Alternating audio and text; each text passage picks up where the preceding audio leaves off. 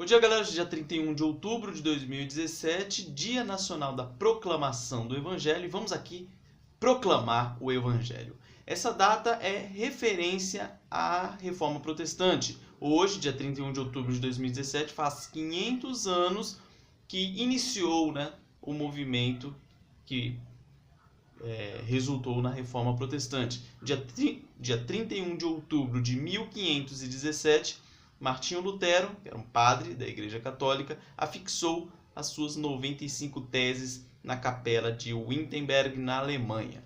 E o que podemos aprender com a Reforma Protestante? A Reforma Protestante nada mais é do que a intenção que Martinho Lutero teve de voltar às origens, vamos falar assim. A Igreja Católica estava com alguns desvios, por exemplo, com relação a indulgências, com relação à salvação, com relação a determinados outros assuntos, e aí ele vai lá e faz as 95 teses e afixa lá, que ele na verdade não queria formar uma nova igreja, ele queria que a Igreja Católica voltasse para o que interessa, ou seja, para o que estava na Palavra de Deus.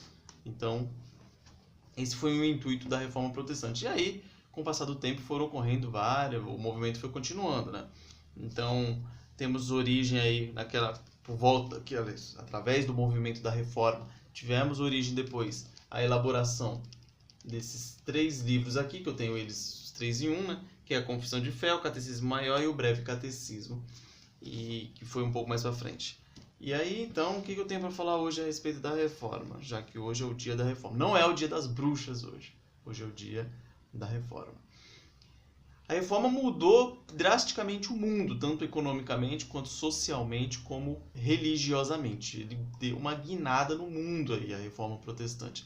E aí, lógico, depois da Idade Média, teve o papo da Inquisição, que tanto os protestantes estiveram envolvidos na Inquisição, quanto os católicos também, enfim. O ser humano ele sempre vai fazer uma besteira. Então, quando você coloca coisas na mão do ser humano, vai acontecer alguma coisa. Mas o intuito, alguma coisa de ruim.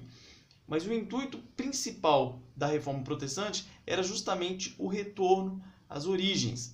Se você for analisar aí desde as primeiras igrejas lá, a igreja primitiva, conhecida lá, originária diretamente dos apóstolos de Cristo, desde aquela época a igreja já precisava de reforma. Ela sempre foi se reformando, ou seja, a igreja sempre se reformando.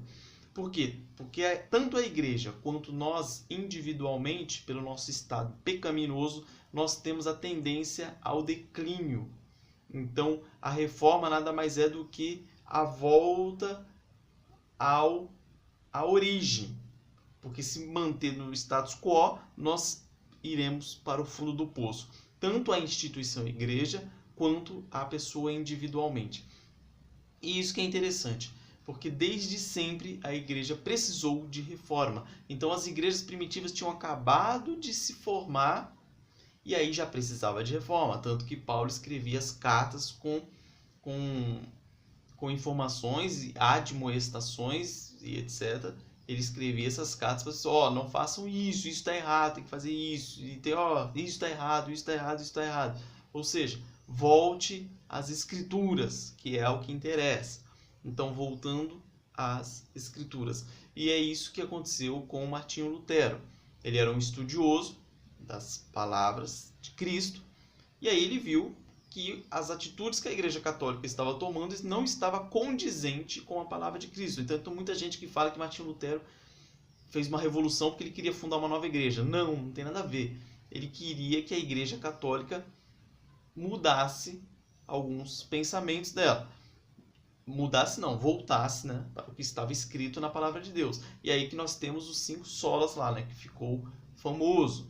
Que nada mais é do que somente as Escrituras, somente fé, somente Cristo, somente a graça e glória somente a Deus.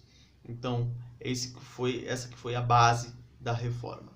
Então, só fazendo aqui a minha homenagem, hoje eu devo gravar uns 3 vídeos aí na sequência, porque tem uns assuntos aí importantes para ser falado.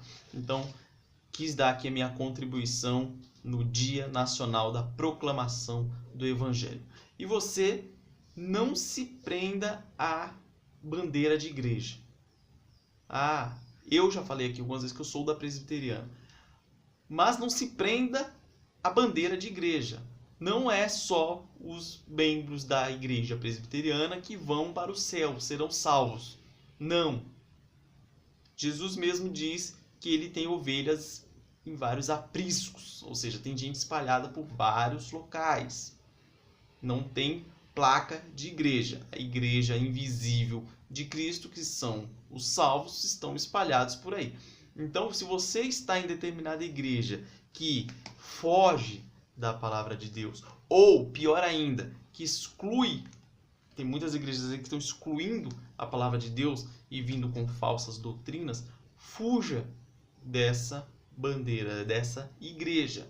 E como que você vai saber se eles estão fugindo dos ensinamentos bíblicos ou não? Não vai ter outro jeito, lendo a Bíblia. Então você leia a Bíblia e se a doutrina não está batendo com o que está escrito na Bíblia, fuja e procura outra, certo? E vamos voltar aí a ler mais a Bíblia, porque é o que falta muito hoje no nosso país. Ontem eu gravei um vídeo que eu falei o versículo aqui lá de Oséias, capítulo 4, versículo 6, que vai dizer que a nossa nação está destruída porque não tem conhecimento. E aí o conhecimento, você pode interpretar ele como genérico, falta de conhecimento, como acontece muito no Brasil, como conhecimento bíblico. Certo? Forte abraço e até a próxima.